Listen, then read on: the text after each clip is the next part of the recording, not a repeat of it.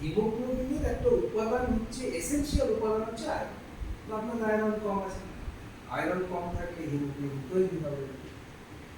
এবারে বেরিয়ে যাওয়া, যদি শরীর থেকে রক্ত বেরিয়ে যায় তাহলেও কিন্তু আপনার হিমোগ্লোবিন কমে যাবে,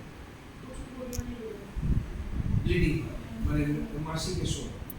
এইটা আপনি ডাক্তারকে দেখিয়ে দিন, আমাদের এখানে লেডি ডক্টর মৌমিত্র মেনোরেজিয়া হচ্ছে যখন, তো হিমোগ্লোবিন বেশি আছে। আমাদের কাছে প্রথম বার্নিং কোয়েশ্চেন যেটা ছিল যে আয়রন ডেফিসিয়েন্সি না ভিটামিন বি12 ফলিক অ্যাসিড ডেফিসিয়েন্সি।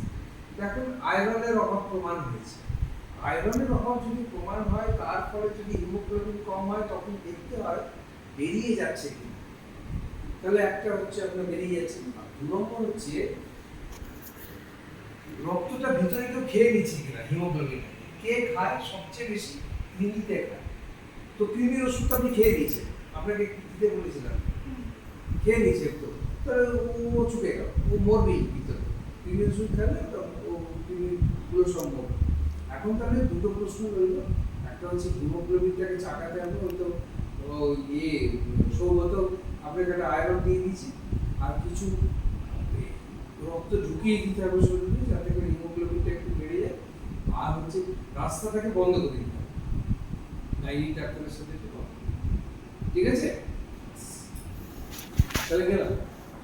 এমনি ভালো আছে, এমনি তো সুস্থ, আমি তো কাজ করতে করতে রক্ত একটা মতন পেয়েছেন কোথায় নাকি? হ্যাঁ, আর এক বোতল রক্ত করলে দেখবেন চাঙ্গা হয়ে যাবে।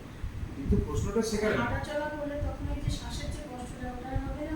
না, ইউজুয়ালি যদি আপনার শরীর আপনার ব্লাডটাকে ধরে রাখতে পারে তাহলে হবে না, যদি আবার কমে যায় আবার হবে। আমি এই কারণে